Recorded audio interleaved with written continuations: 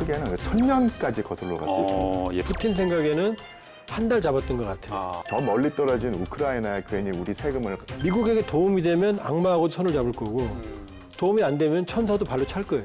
완전한 전쟁 종식으로 가는 길은 엄청나게 험하고 우리가 한때 사랑했잖아. 이런 거 안 통합니다.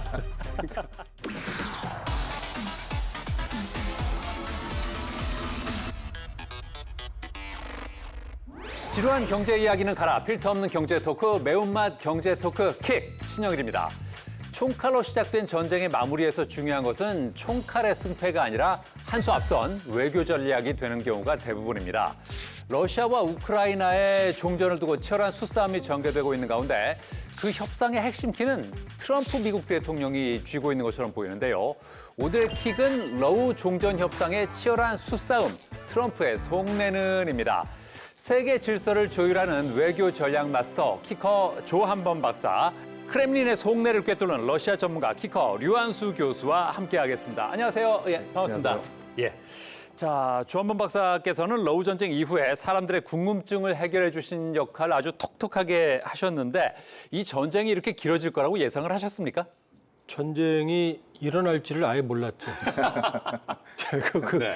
전쟁 직전에 방송에 나가서 네. 이 전쟁이 일어날 수가 없다. 그래서 아주 곤욕을 치렀습니다. 아. 그 두 번째 이제 전쟁이 일어나고서 갔더니 앵커분께서 안 일어난다며 그러더라고요. 그래서 왜냐하면 일어나서는 안 되는 전쟁이었거든요. 아. 왜냐하면 이 전쟁은 승패가 있을 수가 없고 예. 그리고 아주 복잡한 전쟁이거든요. 그러니까 푸틴은 침략하지 말았어야 됐고 예. 젤렌스키는 전쟁을 막았어야 됐거든요. 그런 면에서는 양쪽 다 제가 보기엔 루저다. 네, 좀 더 자세한 말씀은 또 청해 듣도록 하겠습니다. 류한수 교수께서는 러시아 역사의 숨은 얘기를 참 많이 알려주셨는데 개전 초에 예. 이렇게 길어질 거라고 보셨어요? 사실 저도 조 선생님하고 똑같은 상황이었었는데요. 네.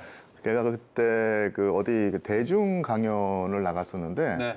전쟁이 일어날 듯하다는 급박한 그 보도가 나오길래 그쪽에 계신 분들이 질문을 하더라고요. 그래서 저는 전쟁이 일어나지 않는다라고 이렇게 호언장담했는데 예. 곧바로 전쟁이 일어나가지고 아주 곤욕스러웠습니다. 아, 두 분의 공통점이었군요. 예, 예. 그러니까 일어나지 말아야 할 전쟁이 일어나서 이렇게 길어지고 있는데 이 트럼프 대통령의 등장으로 러시아, 우크라이나 종전이 급물살을 타는 듯 보였지만 최근에는 오히려 다양한 논란거리들이 양산되면서 두 나라뿐만 아니라 주변국들까지 분열을 부추기는 느낌인데요.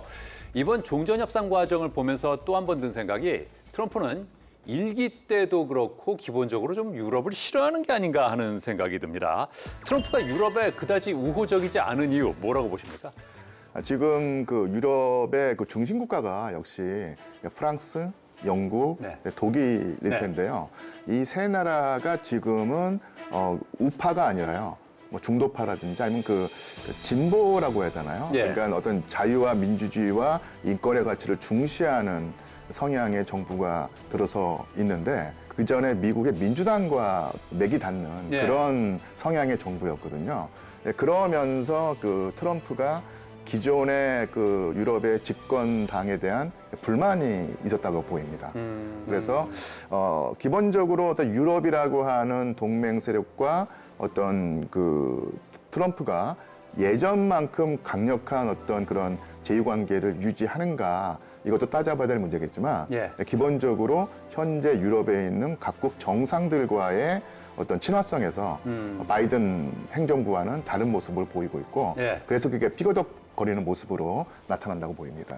자, 그렇다면요. 우크라이나는 유럽하고 러시아 사이에서 지정학적으로는 어떤 의미가 있는 나라입니까?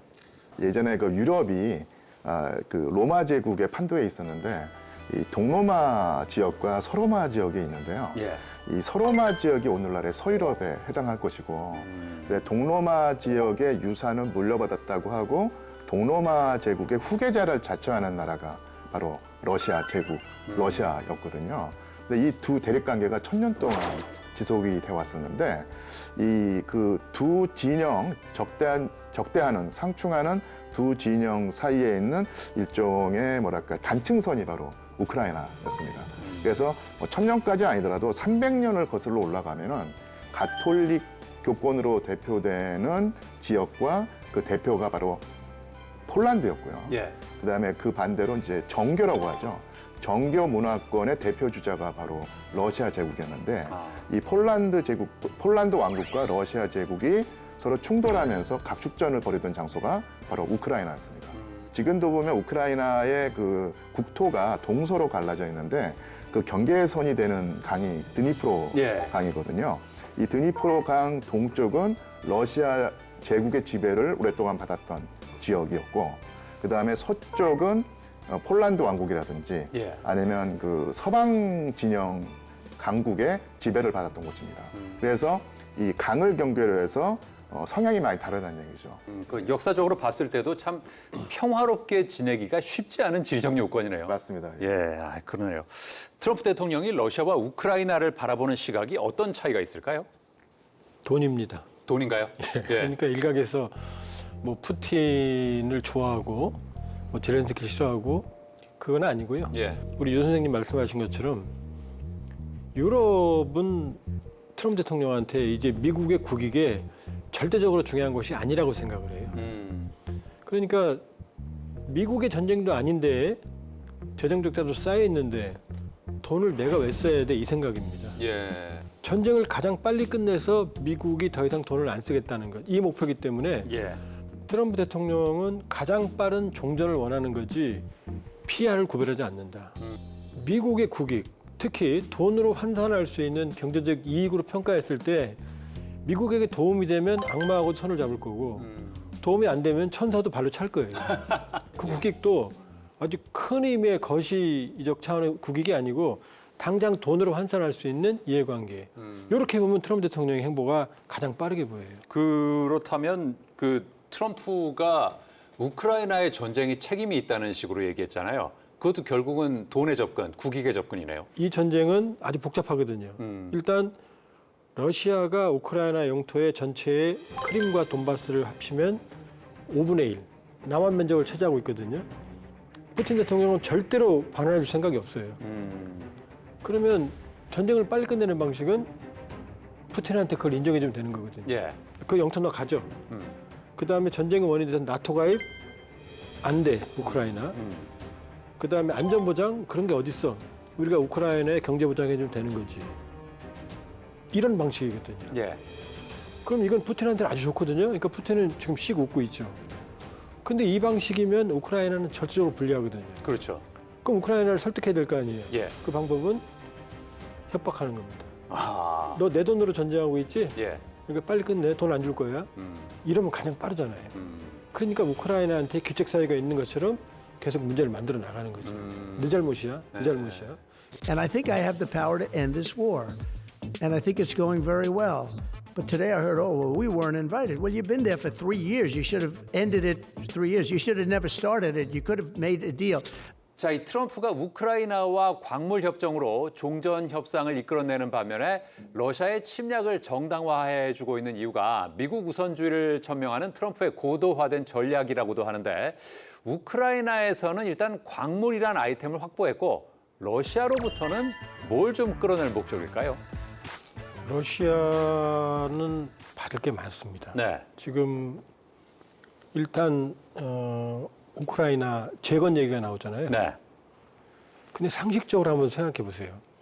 지금 러시아가 우크라이나 땅에 크림과 돈바스를 2014년에 이제 사실상 실효 지배했고 네. 2022년 2월 24일 날 침공한 이후에 경상남북도, 전라남북도, 강원도까지 합친 면적을 추가로 확보했거든요. 그러면 남한 면적에 해당하는 지역이 거의 쑥대밭이 됐다고 보시면 됩니다. 예. 그럼 우크라이나의 재건 수요가 크겠습니까? 러시아 재건 수요가 크겠습니까? 러시아 재건 수요가 훨씬 큽니다. 그렇군요. 몇 배나 커요. 러시아는 이 지역을 재건하지 않으면 여기 민심을 확보할 수가 없거든요. 예, 예. 이 시장이 훨씬 큽니다. 그다음에 러시아의 천연 가스, 석유 이 자원에 대한 이 참여 가능성이 남아있죠. 지금 자꾸 우리가 착각을 하는데요. 러시아를 공산주의 국가로 사람들이 착각하는 게 전 제일 황당한 게 예. 러시아는 공산주의 국가 아닙니다. 예. 공산당이 있어요. 주가노프라고. 예. 제가 유학할 때 90년, 91년에 나온 사람입니다. 지금 할아버지에서 지금도 있거든요. 지지율이 몇 자릿수도 안 돼요. 아, 지금 그냥 푸틴의 독재 국가거든요. 예. 그러니까 더 이상 이념 국가가 아니에요. 그런데 이번에 우크라이나를 침공하면서 이제 영원히 유럽과는 불신의 관계로 간 거죠. 최소한 푸틴 살아생전에는 못 돌아갑니다. 예. 그러면 러시아로서는 남는 건 동쪽이죠. 그리고 미국이죠. 그러면 지하 자원 개발, 히토리뿐만이 아니라 러시아의 자원 개발에도 미국이 참여할 수 있는 겁니다. 아, 그다음에 또 하나 북극 항공이죠. 이게 어마어마한 황금 노다지거든요. 예. 지금 지금 유럽으로 가는 수천 킬로미터를 줄일 수 있거든요. 예. 종전이 돼도 유럽과 러시아는 서로 의르렁 걸 수밖에 없고 당분간은 예, 예. 트럼프는 러시아에 대한 제재를 실질적으로는 해제해 줄 거예요. 형식적으로는 유지해도. 그러니까 트럼프 대통령으로서는 종전하면 양쪽에 다 가져올 게 있는 거죠. 아, 참 얻을 게 많네요. 그럼 트럼프 대통령 입장에서는 빨리 저지를 끝내야겠네요. 그러니까 빨리 장사해야 되는 거죠. 예, 예. 장사해야 되는데 싸우고 있으니까 화나는 거죠. 지금. 예, 빨리 돈을 벌 수 있는 기회가 그렇죠, 눈앞에 있는데. 그렇죠. 아, 그렇군요. 그리고 참 전쟁 터졌을 때만 해도 그 러시아의 압도적인 군사력으로 뭐 그때만 해도 북한군이 파병될 거라고는 생각도 못했고요. 뭐 전쟁 쉽게 끝날 거다 이렇게 얘기를 했는데 전쟁이 이렇게 장기화된 원인은 뭐라고 보세요? 일단 첫 번째 러시아의 오판입니다. 왜냐하면 지금 러시아의 게라시모프 참모총장이 러시아군 편제를 대대 전술단이라는 거로 바꿨어요. 이게 무슨 얘기냐면 예. 사단 편제로 돼 있거든요. 독립작전 단위는. 그럼 여기에 뭐 포병연대, 보병부터 시작해 다 섞여 있거든요. 보급부터. 그러니까 이 사단 편제는 장기 작전이 가능합니다. 예. 이 소련이 붕괴하고 나서 작은 분쟁들이 많았거든요. 체첸 전쟁 1차, 2차, 그다음에 조지아 전쟁부터 시작해서 내분이 많았거든요. 근데 여기는 소규모 그 지역 충돌이었거든요. 이때 대대전술단이 아주 재미를 많이 봤어요.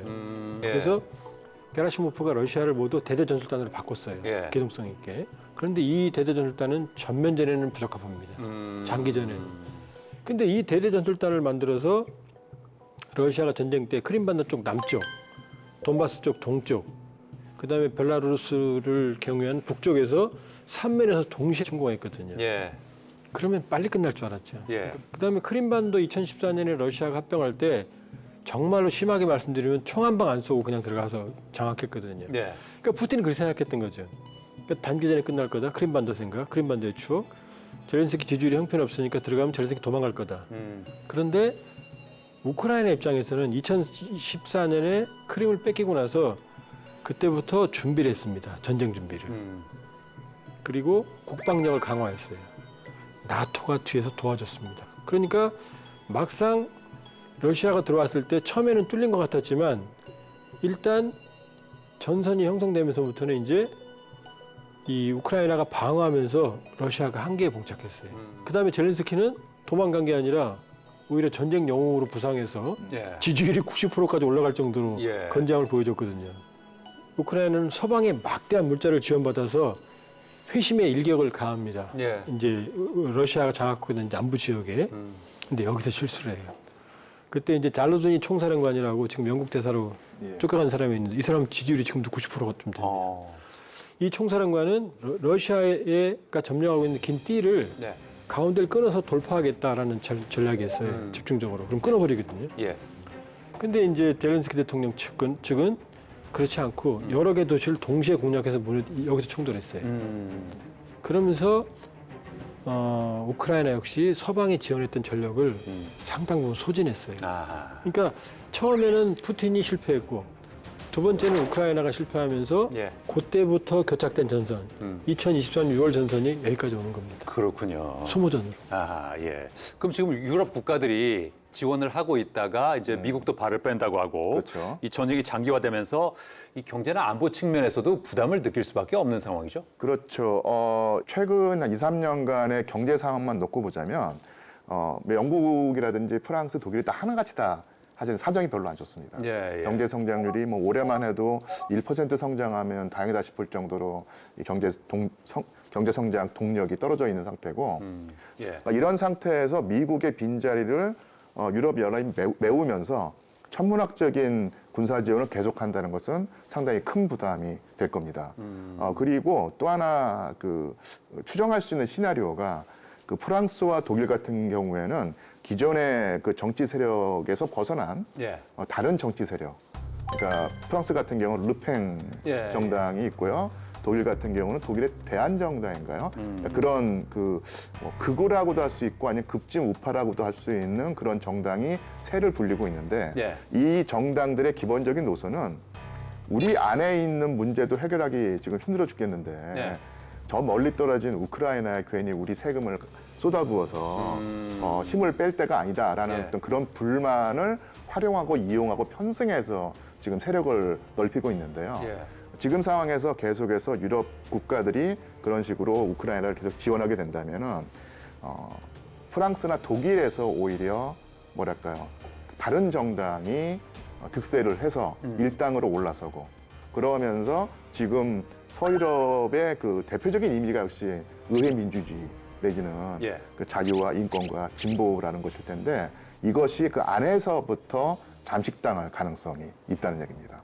이번에 유럽의 군사력을 보면서 한때 뭐 세계 대전을 일으키고 이런 국가들인데 예. 아니 이렇게 군사력이 쇠퇴했나 하고 좀 많이 놀랐거든요.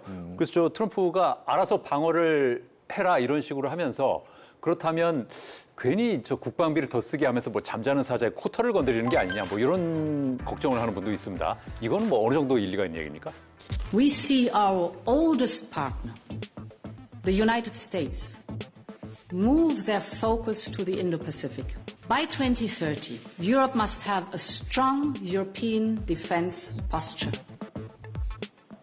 Readiness 2030 means to have rearmed and developed the capabilities to have credible deterrence. But to be 2030 ready, we must move now. 유럽은 1차 세계대전, 2차 세계대전 두 번의 전쟁을 했거든요. 예. 그리고 그 가장 큰 원인 중에 하나가 사실은 이 동쪽에 있는 슬라브권이거든요. 근데 이쪽이 무너지니까 아 이제 더 이상 전쟁은 없을 거다라고 판단을 한 것 같아요. 예. 그러면서 일단 국방비를 줄이기 시작했습니다. 네. 우리가 국방비를 GDP 2.5% 쓰거든요. 네. 나토는 2% 쓰게 돼 있었는데 대부분의 국가들이 1%밖에 안 썼어요. 그러니까 이제 사단이 나니까 이제 2%로 늘리겠다. 그다음에 미국이 발을 빼니까 마크롱 대통령 같은 경우는 3.5%로 가자. 3.5%는 어마어마한 거거든요. 예. 상황이 그렇게 된 겁니다. 그러니까 지금 뭐 K방산이 당분간은 날개를 달겠지만 네. 유럽이 정신 차리고 군수 생산 체제를 가동하기 시작하면 유럽은 유럽 연합 체제거든요. 그렇죠. 이게 분업이 되거든요. 예. 그러면 유럽이 재무장이 되면 가공할 만한 속도로 재무장할 가능성이 있어요. Renforcer notre indépendance en matière de défense et de sécurité. L'avenir de l'Europe n'a pas à être tranché à Washington ou à Moscou. Et oui, la menace revient à l'Est. Et l'innocence, en quelque sorte, des 30 dernières années depuis la chute du mur de Berlin est désormais révolue. Les États membres pourront accroître leurs dépenses militaires sans que cela soit pris en compte dans leur déficit. Des financements communs massifs seront décidés pour acheter et produire sur le sol européen des munitions, des chars, des armes, des équipements parmi les plus innovants. 근데 이번 종전 협상에서 좀 씁쓸해진 나라가 바로 중국입니다. 미국과 러시아의 밀착에 이 러시아와 중국 사이가 묘하게 좀 어색해진 느낌인데요. 앞으로 그렇다면 그 미국, 러시아, 중국 삼국 관계는 어떻게 형성이 될까요? 이 한번 냉전 때를 한번 살펴보자면요. 네. 미국의 기본적인 입장이 당시에 소련이겠죠. 소련 및 러시아를 견제하기 위해서 중국과 미국이 손을 잡았습니다. 예. 이게 바로 닉슨 대통령 때 예. 키신저 장관이 구상했던 것이고 이것이 주요해서 소련 및 러시아를 견제해 왔었는데 입장이 바뀌었죠. 지금은 예. 이제 역 닉슨, 역 키신저 전략이란 말이 나와서 중국을 견제하기 위해서 미국과 러시아가 손을 잡는다. 지금 러시아 입장에서 보자면요. 네. 미국의 어떤 그런 유혹과 제안을 받아들일 것인가. 야, 우리 미국과 함께 손을 잡고 중국을 견제하자는 그런 유혹을 받아들일 것인가. 아니면 러시아와 중국이 서로 밀착해 오면서 사실 그 두 정상 사이에 20차례에 걸친 정상회담이 있을 정도로 예. 밀착했었거든요. 그런 유대관계를 계속 지켜나가자고는 중국 쪽의 제안을 받아들여서 미국을 견제할 것인지 이 선택이 있을 수 있는데요. 또 한 가지 흐름은 러시아는 중국과 미국 사이를 왔다 갔다 하면서 아하. 더 큰 선물을 제공해는 주는 측과 제휴할 가능성이 있습니다. 그런 면에서 그 미국과 중국이라는 양극 사이를 오가는 또 다른 극으로서 러시아의 입장을 설정함으로써 예. 러시아의 국익을 극대화하려는 그런 시나리오도 한번 예상해 볼 수 있겠죠. 그럴 수도 있겠네요. 예. 미국이 지원을 중단하면서 북한군과 드론을 앞세운 러시아가 우크라이나로 진격을 하고 있다 이런 얘기도 들리는데 종전이 되면 러시아, 북한, 한국, 러시아 간에는 어떤 구도가 형성이 되고 또 어떤 숙제가 남겨질까요? 그러니까 냉전기에는 소련의 예. 한반도 정책은 북한을 중심으로 하는 하나의 한반도 정책이었습니다. 예. 근데 냉전이 끝나고 나니까 북한은 사실 먹을 게 없거든요. 예. 러시아 입장에서는. 무게 중심이 한국으로 넘어옵니다. 그러면서 한러 관계가 급속하게 발전합니다. 그러다 이제 푸틴이 들어오면서 북한의 전략적 중요성을 발견하기 시작합니다. 예. 왜냐하면 이제 푸틴은 이 전방위 외교, 그레이트 러시아, 위대한 소련의 부활이 푸틴의 꿈이거든요. 예. 2020년 5월에 푸틴 대통령은 북한을 방문하거든요. 예. 그러면서 균형 외교로 갑니다. 그래도 여전히 이제 방점은 대한민국에 있어요. 경제적 방점은. 예를 들면 2021년 코로나 시기이긴 하지만 한러 교역 관계가 270억 불 내외거든요. 예. 예. 근데 북한은 4만 불 단위입니다. 개인 거래도 안 되는 수준이에요. 예. 그게 현실이었거든요. 그런데 전쟁이 발발하면서 모든 게 바뀝니다. 그러니까 전쟁이 장기화하면서 러시아는 군수 보급 능력이 절실해졌고 예. 이때 구원 투수로 나타난 게 북한이거든요. 그렇죠. 예. 그러니까 지금 신주단지 모시듯이 러시아가 북한을 모시고 있거든요. 예. 근데 전쟁 끝나면 얘기는 달라지죠. 그렇겠네요. 이제 전쟁보다는 재건, 경제 발전이 더 중요하거든요. 그럼 경제 발전을 해야 되는데 유럽과는 척질 거고요. 이제 원래 푸틴 대통령의 정책 중에 핵심이 신동방 정책입니다. 서방으로는 원래 반서방주의자고요. 동방에서 새로운 미래를 찾는다. 그러면 제일 큰 나라가 지금 말씀하셨지만 인도하고 중국이거든요. 근데 중국은 항상 경쟁과 협력 관계입니다. 부담스러워요. 예. 그다음에 인도는 모디, 그러니까 러시아와 상당히 친하지만 미국하고도 친하고 인도는 항상 왔다 갔다 하는 이 외교거든요. 예. 그러니까 인도하고 중국은 워낙 인구 볼륨도 크고 부담스럽습니다. 그러니까 푸틴은 아세안, 한국, 일본, 그다음에 이제 트럼프 정권에서 미국 여기서 미래를 찾을 거거든요. 그러면 그 상황에서 푸틴의 미래를 개척하는데 북한은 경제적으로는 의미가 없죠. 북한과 러시아는 서로 주고받을 게 예. 별로 없어요. 예. 북한만 필요합니다. 러시아의 원유, 그다음에 이제 밀가루, 비료 이 정도가. 예. 근데 한국은요. 러시아가 가지고 있는 다 필요하죠. 예. 러시아 지하자원, 그다음에 첨단 항공 우주 기술. 그다음에 우리는 러시아가 원하는 거 다 가지고 있어요. 예. 첨단 기술, 경공업 제품, 자동차, 전자. 지금 모스크바 분위기도 당장 현대 기아 돌아오라는 거거든요. 그러니까 지금 전쟁이 끝나고, 그러니까 푸틴 머릿속에는 전쟁이 끝나면 제가 보기에는 북한보다는 한국이 훨씬 중요해질 겁니다. 그러니까 푸틴 대통령이 지난해 6월 19일 날 평양 가기 전에 그 직전에 상트페테르부르크에서 세계 통신사랑 기자회견을 하거든요. 네. 그때 우리 측 언론사가 질의에 대해서 이렇게 대답했어요. 전쟁 끝나면 한러 관계 회복 가능하다. 그러니까 우리도 북방 공간을 적절히 관리할 필요가 있는 거죠. 그렇겠네요. 근데 북한이 러시아에 경제적으로 의미는 없어도 종전이 되면 바로 북한이 청구서 내밀 거 아닙니까? 내밀겠죠. 예, 도와달라고. 예. 그런데 예. 북한이 이제 11,000명 초기 파병했고 2차 5,000명 파병했다는 게 정설이거든요. 지금 뭐 확인했습니다. 우리 당국에서도. 근데 망한 시리아도 4만 명이나 파병했거든요. 네. 그다음에 북한산 탄약이라는 게 지금 물량으로 많지만 예. 금액으로 치면 얼마 안 돼요. 아. 전체 규모에 보면은. 그러니까 러시아 입장은 줄 만큼 줬어 이겁니다 지금. 근데 이제 김정은 정권은 더 원하죠.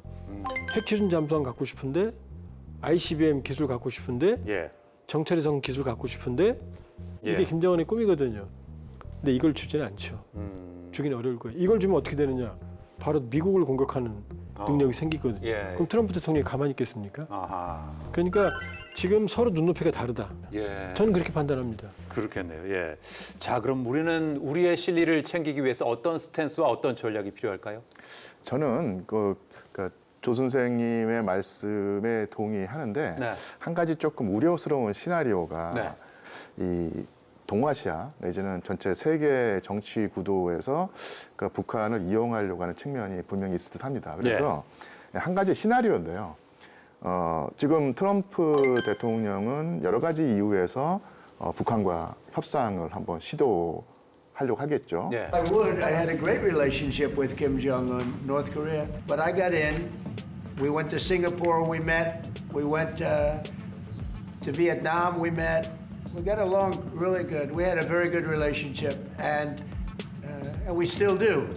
러시아의 푸틴 대통령이 내가 미국과 북한의 협상을 중재해주겠다고 하면서 판을 만들어주면은 예.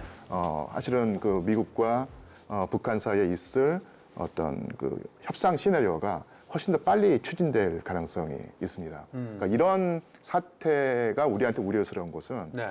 이 한반도의 운명을 결정하는 이런 중차대한 결정에 이 대한민국이 지금 배제될지도 예. 모른다는 그런 위험성인데 예. 그런 위험성을 최소 한도로 만들 수 있게 발빠르게 움직여야 할 것 같습니다. 네, 그렇겠네요. 이 종전 협상이 트럼프의 주도하에서 마무리가 된다면 미국 주도의 재건 사업이 진행될 거다 이런 예상이 나오는데 그럼 이 재건 과정에서 우리가 내밀 수 있는 카드는 어떤 게 있는 겁니까? 이제 트럼프 대통령한테는 우리가 한때 사랑했잖아 이런 거 안 통합니다. 그러니까 예. 나 이쁘지 예. 소용없어요. 실제로 이뻐야 됩니다. 아, 예. 예. 그 실제로 이쁘면 예.